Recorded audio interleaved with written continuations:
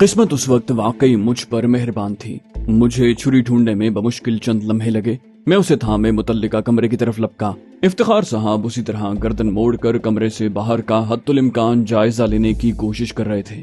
میں نے پرجوش لہجے میں انہیں سلام کیا اور پہلے ان کے دائیں ہاتھ کے مضبوط بندھن چھری سے کاٹنے لگا۔ افتخار صاحب نے گھمبیر لہجے میں کہا، وعلیکم السلام، مجھے تم سچ مچ کوئی مافوق الفطرت ہستی لگتے ہو میاں۔ یہ سلام مجھے آخری سانس تک یاد رہے گا۔ میں انہیں شایان شان جواب دینا چاہتا تھا، مگر رسی کاٹنے میں میرے اندازے سے زیادہ دیر لگ رہی تھی اور میرے اضطراب میں ہر گزرتے لمحے کے ساتھ اضافہ ہو رہا تھا۔ لہٰذا میں نے ان سے گفتگو کی بجائے چھری چلانے پر دھیان مرکوز کرنا زیادہ بہتر سمجھا۔ غالباً مشق بہتر ہونے کی وجہ سے دوسرے ہاتھ کے بندھن کاٹنے میں کچھ کم وقت لگا۔ دونوں ہاتھوں کی رسیاں کٹتے ہی افتخار صاحب اٹھ بیٹھے، مگر میں نے عجلت بھرے لہجے میں کہا، ابھی لیٹے رہیے بھائی، اس طرح مجھے اپنا کام کرنے میں آسانی ہوگی۔ افتخار صاحب بحث کیے بغیر دوبارہ سینے کے بل لیٹ گئے۔ کچھ ہی دیر میں ان کا ایک پیر بندھنوں سے آزاد ہو چکا تھا۔ تبھی میں نے افتخار صاحب کی گھمبیر سی آواز سنی، تم ہمیشہ ہمیں حیران کر دیتے ہو میاں۔ چند ہی گھنٹوں میں تم یہاں پہنچ بھی گئے اور یہاں گھس کر اپنے لیے چھپنے کا ٹھکانہ بھی ڈھونڈ لیا۔ ویسے تم کتنی دیر سے یہاں موجود ہو؟ میں نے دوسرے پیر کی رسیوں پر احتیاط سے چھری چلاتے ہوئے کہا، آپ لوگوں نے مجھے زیادہ انتظار نہیں کروایا۔ میں کچھ ہی دیر پہلے باورچی خانے کی کھڑکی سے بنگلے میں داخل ہوا تھا۔ عین اسی وقت افتخار صاحب کا دوسرا پاؤں بھی آزاد ہو گیا۔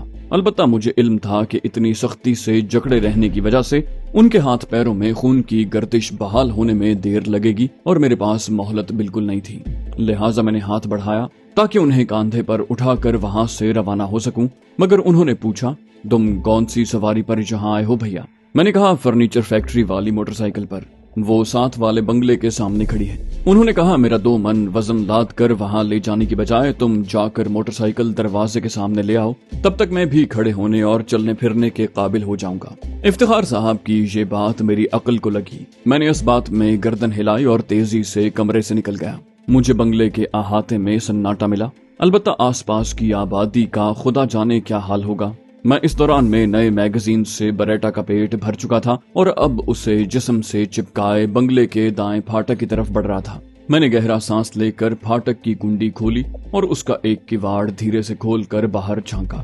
باہر بظاہر سناٹا تھا۔ مجھے اپنی حد نظر میں کوئی انسان یا چیز نقل و حرکت کرتی دکھائی نہ دی۔ میں احتیاط کے تقاضوں کی تکمیل میں وقت ضائع کرنے کا متحمل بالکل نہیں ہو سکتا تھا، لہٰذا پھاٹک سے نکلا اور برق رفتاری سے اپنی موٹر سائیکل کی طرف بڑھنے لگا۔ میری نظریں اس دوران میں بے تابی سے ارد گرد کا جائزہ لے رہی تھی۔ مجھے لگا کہ میں نے گرد و نواح میں واقع کچھ بنگلوں کے پھاٹکوں اور بالائی دریچوں میں ہیولے دیکھے، خدا جانے وہ مجھے فوری طور پر دیکھ پائے تھے یا نہیں۔ بہرحال میں نے فی الوقت سب کچھ نظر انداز کر دیا، البتہ جب موٹر سائیکل سٹارٹ کی تو مجھے اس کی آواز کچھ زیادہ ہی بلند محسوس ہوئی۔ یہ الگ بات ہے کہ اس وقت میرے کان پولیس کی جیپ کے سائرن پر لگے ہوئے تھے۔ میرے اندازے کے مطابق ان سب ہی بنگلوں میں ٹیلی فون نصب ہوں گے اور لگ بھگ یقینی تھا کہ اب تک کسی نہ کسی نے پولیس کو ضرور یہاں ہونے والی بے تحاشا فائرنگ کی اطلاع دے دی ہوگی۔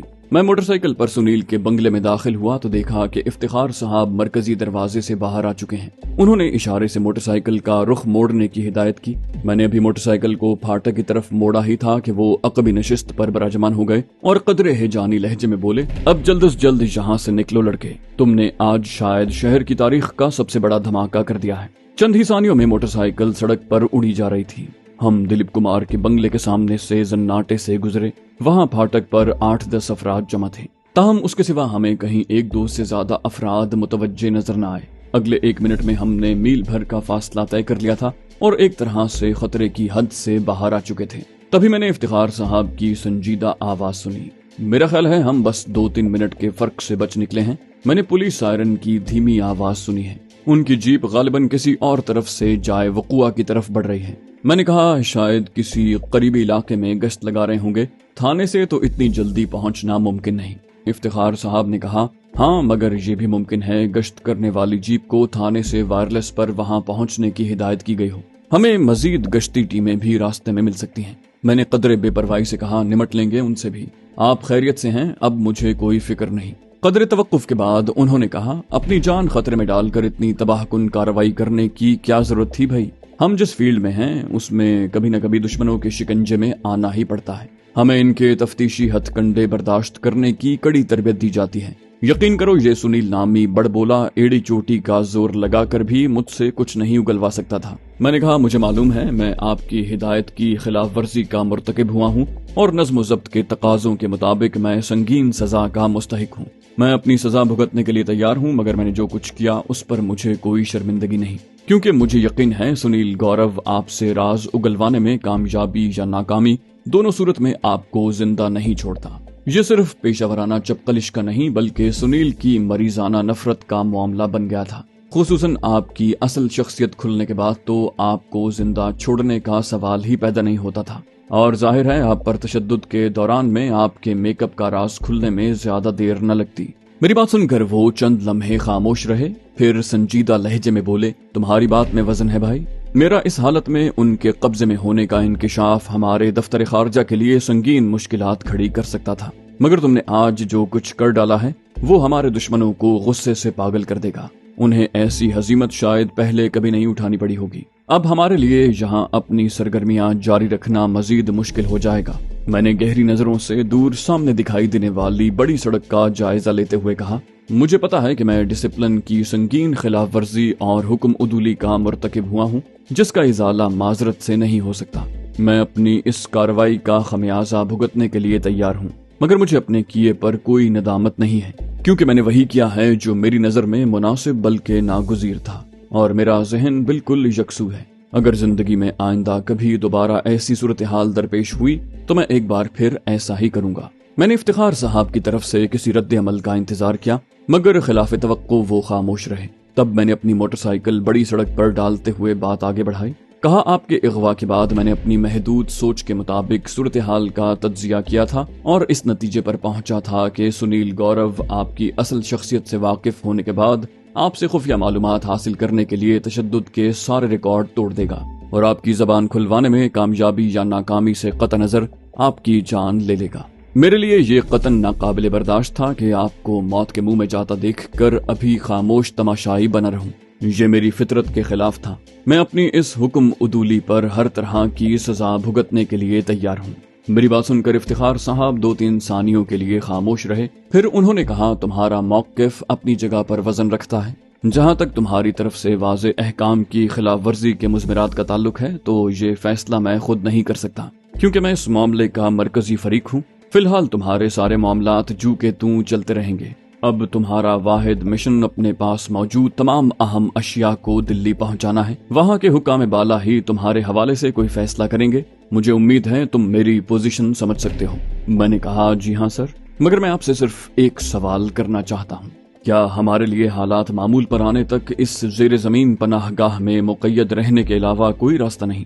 मेरी बात सुनकर इफ्तिखार साहब कुछ चौंके, बोले, मैं तुम्हारा मतलब नहीं समझा। मैंने कहा, मैं ये कहना चाहता हूँ कि अगर मैं 15-20 दिन बल्कि शायद महीना भर में शहर के हालात मामूल पर आने का इंतजार करने की बजाय अभी घंटा भर में असलम समेत बॉम्बे शहर से रवाना हो जाऊं तो ज्यादा अच्छा नहीं रहेगा?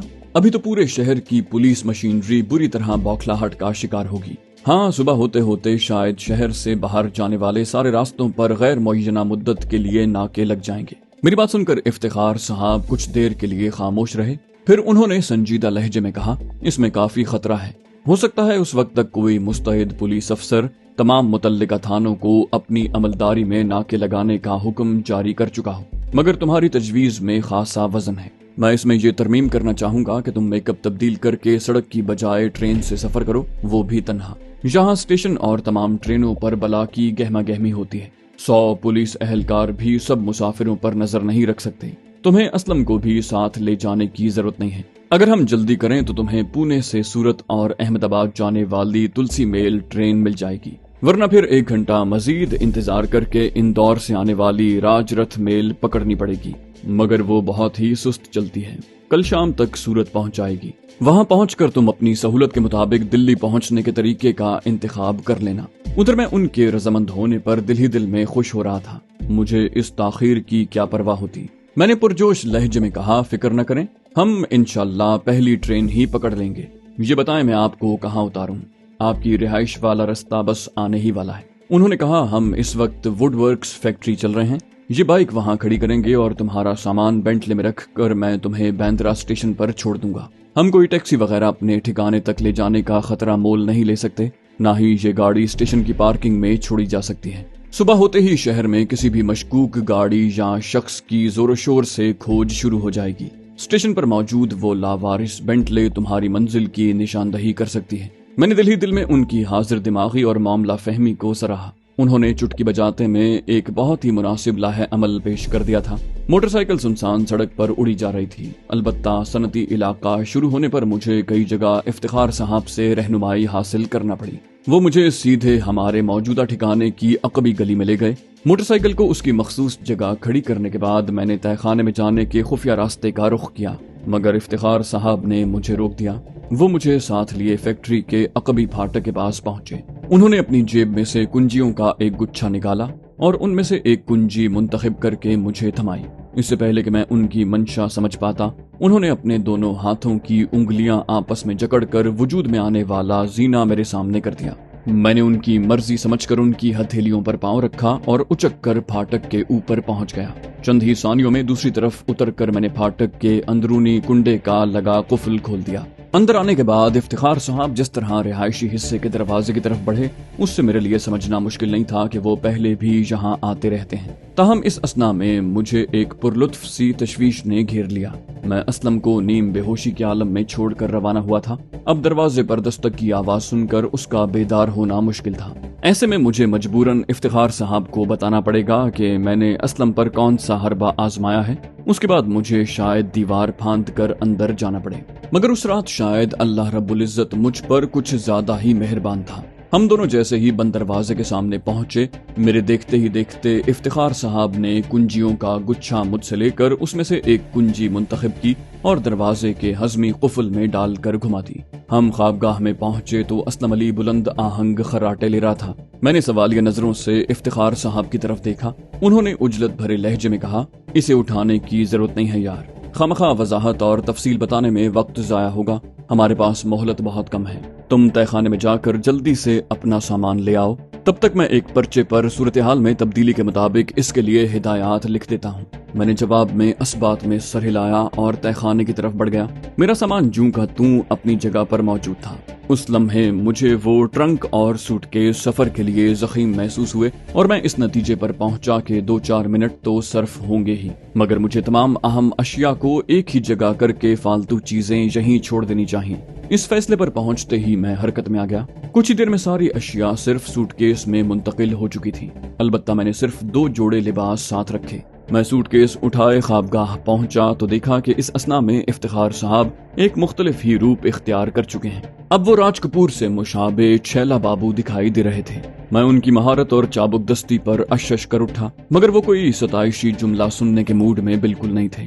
बर्क रफ्तारी से हाथ चलाते हुए उन्होंने बमुश्किल 2 मिनट में मुझे अधेड़ उम्र दफ्तरी ओहदेदार का रूप दे दिया, जो मेरे लिबास से भी मेल खाता था। बमुश्किल 2 मिनट बाद हम सूटकेस समेत घर से बाहर अहाते में मौजूद थे। इफ्तिखार साहब ने बेंटले की ड्राइविंग सीट संभाल रखी थी। मैंने सूटकेस पिछली नशिस्त पर रखा और अकबी फाटक की तरफ बढ़ा, जो पहले ही कुफल से महरूम था। मैंने फाटक खोला और बेंटले के बाहर निकलते ही इफ्तिखार साहब की हिदायत के मुताबिक फाटक को बाहर से मुकफ्फल कर दिया। तंग रास्तों से गुजरकर खुली सड़क पर पहुंचते ही इफ्तिखार साहब ने रफ्तार बढ़ा दी और बेंटले हवा से बातें करने लगी। आसमान की रंगत बता रही थी कि सवेरा अब ज्यादा दूर नहीं है। इफ्तिखार साहब बार बार घड़ी देख रहे थे और हर बार गाड़ी की रफ्तार कुछ बढ़ जाती थी। सड़कें सुनसान न होती तो इतनी रफ्तार से गाड़ी भगाने का सोचा भी नहीं जा सकता था।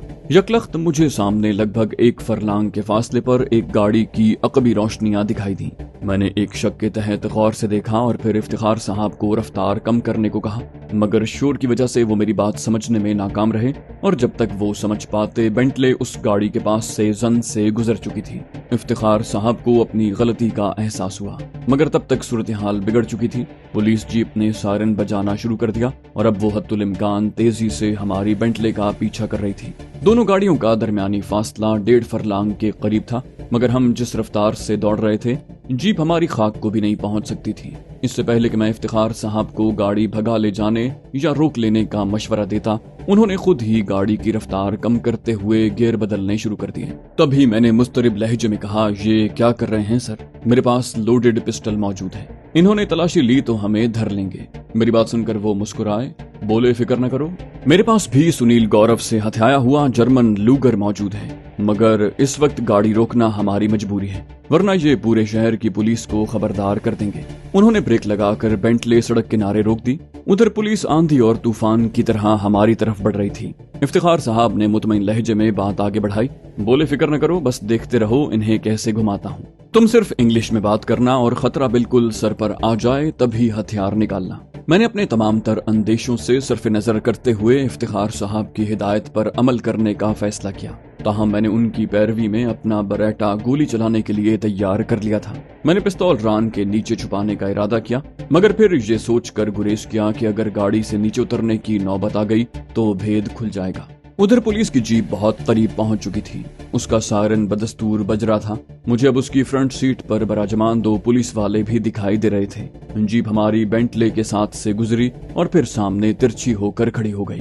तभी पैसेंजर सीट की तरफ से एक रिवॉल्वर बरदार पुलिस वाला कूदा और हथियार की नाल का रुख बेंटले की विंडशील्ड की तरफ करके एक घुटने के बल बैठ गया। यूं लग रहा था जैसे वो किसी भी लम्हे गोली चला देगा। हमारे देखते ही देखते जीप से 3 मजीद पुलिस अहलकार उतरे और अपनी राइफलें हमारी गाड़ी की तरफ सौंप लीं। तभी रिवॉल्वर बरदार पुलिस अफसर ने हमें बदस्तूर निशाने पर रखते हुए चीख कर कहा, हैंड्स अप, खबरदार, भागने की कोशिश न करना वरना छलनी कर दूंगा। उसकी अहमकाना बढ़ सुनकर इस तनाव भरे माहौल में भी इफ्तिखार साहब की हंसी छूट गई। उन्होंने हाथ तो सर से ऊपर उठा लिए, मगर साथ ही खिड़की से गर्दन बाहर निकाल कर हाँक लगाई। चिंता न करो सरकार, हम कहीं भागे नहीं जा रहे। भागना होता तो हम गाड़ी क्यों रोकते, परंतु ये आपने हम पर हथियार क्यों सीधे कर रखे हैं? हम इज्जतदार नागरिक हैं, कोई चोर डाकू थोड़ी हैं। खुदा जाने ये इफ्तिखार साहब की पुरएतमाद बेखौफ लहजे में तकरीर का असर था, या पुलिस अफसर को खुद अपनी खामखा की अहमकाना फुर्ती का एहसास हो गया था। उसने पहले के मुकाबले में नरम लहजे में हुक्म दिया, ज्यादा बातें न बनाओ महाशय। अगर तुम लोग कानून फॉलो करने वाले नागरिक हो तो इतनी रात को गाड़ी भगाते हुए कहाँ जा रहे हो?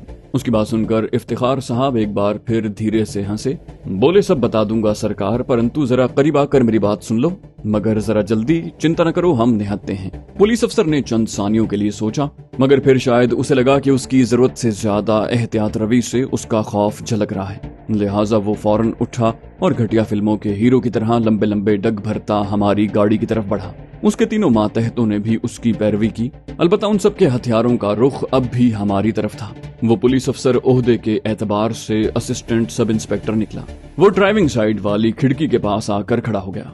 इफ्तिखार साहब चंद लम्हों तक पुरएतमाद नजरों से उसे देखते रहे, फिर नरम लहजे में बोले, आई एम सॉरी इंस्पेक्टर, मेरी जल्दबाजी की वजह से आपको बेवजह ये भाग दौड़ करनी पड़ी। इफ्तिखार साहब की जबानी माजरत सुनकर उसके तेवर मजीद नरम पड़ गए। इफ्तिखार साहब ने बात आगे बढ़ाई, बोले, मेरा नाम यशपाल राव है और मैं जूहू में रहता हूँ। गोरेगांव की तरफ YR स्टील्स के नाम से मेरी एक छोटी सी फैक्ट्री है। ये मेरे दोस्त वेंकटा मूर्ति हैं। मैं इन्हें तुलसी मेल में बिठाने जा रहा हूँ। ट्रेन छूटने में बहुत कम वक्त है, इसलिए मैं गाड़ी भगा रहा था। इसे आज दोपहर को हर सूरत वहाँ के मिलिट्री ऑडिट डिपार्टमेंट में हाजिरी लगानी है, वरना इसके खिलाफ एक्शन हो जाएगा। इसका boss brigadier Lakshman Yadav discipline का बहुत कड़क अफसर है। मैं इफ्तिखार साहब की फिलबदी घड़ी हुई कहानी की मजबूती को सराहे बगैर न रह सका। उन्होंने चंद ही जुमलों में बहुत कुछ ऐसा कह दिया था जो बेचारे ASI को मरूब करने के लिए बहुत काफी था। इतनी महंगी गाड़ी के साथ जुहू जैसे रऊसा के इलाके में रिहाइश, स्टील फैक्ट्री का मालिक और उसका दोस्त भी कौन, एक आला फौजी अफसर जो उजलत में अपनी ड्यूटी पर हाजिर होने के लिए जा रहा था। इफ्तिखार साहब शायद अपने फैलाए हुए जाल की मजबूती जांचने के लिए 2-3 सानियों के लिए खामोश हुए, फिर उसी आजिजाना लहजे में बात आगे बढ़ाई। बोले, मैं मानता हूँ सरकार के मैंने कानून तोड़ा है और मैं इसकी सजा भुगतने को भी तैयार हूँ, परंतु मेरी प्रार्थना है कि मुझे अभी अपने दोस्त को रेलवे स्टेशन छोड़ने की आज्ञा दे दो। वापसी पर मैं खुद थाने आ जाऊंगा। मगर इफ्तिखार साहब की बातों और शख्सियत का जादू चल चुका था। पुलिस अफसर ने रिवॉल्वर अपने होल्स्टर में रखते हुए नरम लहजे में कहा, इसकी जरूरत नहीं है मिस्टर राव, आप जा सकते हैं, परंतु दोबारा कानून नहीं तोड़ना। इफ्तिखार साहब ने हाथ जोड़कर उसे धन्यवाद कहा तो मैंने भी थैंक यू कहकर अपना हिस्सा मिलाना मुनासिब समझा। उनके पलटते ही इफ्तिखार साहब ने गाड़ी स्टार्ट करके रिवर्स की और जीप के पास से गुजर कर आगे ले गए। ہم بمشکل 100 گز آگے آئے تھے کہ انہوں نے بینٹلے کی رفتار ایک بار پھر 70 میل فی گھنٹہ پر پہنچا دی۔ میں نے پوچھا کیا اب بھی ہم تلسی میل پکڑ سکتے ہیں؟ افتخار صاحب نے سنجیدہ لہجے میں کہا ہاں، مگر اب شاید ہمیں گاڑی پلیٹ فارم پر روانگی کے لیے تیار ملے، بھاگتے دوڑتے ٹکٹ لینا پڑے گا۔ میں نے کہا بس ٹرین مل جائے، ٹکٹ تو سوار ہونے کے بعد بھی بنوایا جا سکتا ہے۔ افتخار صاحب نے میری تائید کی، ان کی توجہ گاڑی بھگانے پر مرکوز تھی۔ وہ بلا شبہ ڈرائیونگ میں غیر معمولی مہارت رکھتے تھے۔ کچھ ہی دیر میں ہم ریلوے اسٹیشن کی طرف جانے والی سڑک پر پہنچ چکے تھے۔ افتخار صاحب نے گاڑی پورچ میں روک کر مجھے پلیٹ فارم پر پہنچنے اور ٹکٹ لینے کا کہا اور خود مجھے اتار کر گاڑی پارکنگ میں لگانے کے لیے لے گئے۔ میں اپنا سوٹ کیس اٹھائے حتی الامکان تیزی سے پلیٹ فارم پر پہنچا تو وہاں اچھی خاصی گہما گہمی تھی، مگر مجھے پلیٹ فارم پر کوئی گاڑی نظر نہ آئی۔ میں نے 2 روپیہ ایک قلی کو تھما کر اس سے تلسی میل کا پوچھا۔ اس نے خوش ہو کر سلام کیا اور بتایا کہ تلسی میل آدھا گھنٹہ تاخیر سے پہنچے گی۔ میں نے اطمینان کا گہرا سانس لیتے ہوئے گہری نظروں سے پلیٹ فارم کا جائزہ لیا۔ مجھے وہاں مختلف گوشوں میں 3 سنتری تعینات دکھائی دیے، مگر ان کی حالت بتا رہی تھی کہ انہیں الرٹ رہنے کا کوئی حکم نہیں ملا اور وہ بس اپنی ڈیوٹی نبھا رہے ہیں۔ میں مطمئن ہو کر ٹکٹ گھر کی طرف بڑھا۔ میں نے فرسٹ کلاس والی کھڑکی کا رخ کیا جہاں میرے سوا کوئی مسافر نہیں تھا۔ میری خوش قسمتی عروج پر تھی کہ مجھے بآسانی صورت کا ٹکٹ مل گیا۔ اسی اثنا میں افتخار صاحب بھی وہاں پہنچ گئے۔ میں نے ٹرین کا ٹکٹ اس انداز میں پکڑا ہوا تھا کہ انہیں دور سے ہی نظر آ گیا۔ انہوں نے اسبات میں دھیرے سے سر ہلایا اور اشارے سے سلام کر کے واپس پلٹ گئے۔ ہمارے درمیان یہی طے پایا تھا۔ میرے پاس رسمی انداز میں رخصت کرنے کا موقع نہیں تھا۔ صبح قریب تھی اور انہیں پہلے بینٹلے کو ایک مناسب ٹھکانے پر پہنچانا تھا اور اس کے بعد بنگلے کی نگرانی کرنے والے خفیہ کے ایجنٹ یا ایجنٹوں کو غچہ دے کر اپنی رہائش گاہ میں داخل ہونا تھا۔